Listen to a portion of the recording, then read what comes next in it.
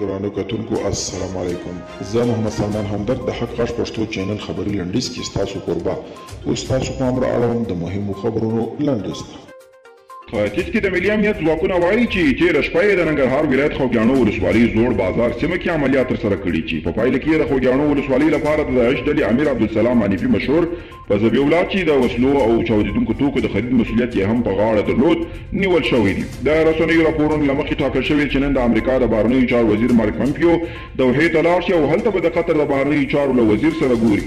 ترڅنګ یې ټاکل شوی چې نن د دواړو مذاکراتي ټیمونو له غړو سره په جلا جلا توګه ګوري.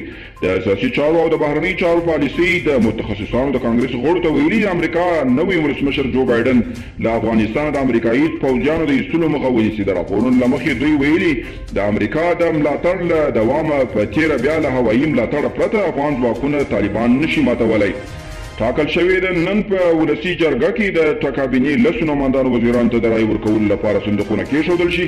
د نن ورځې رایې ورکولو له بهیر وروسته به پاتې نمایندان وزیرانو ته د رایې ورکولو پروسه پیل شي.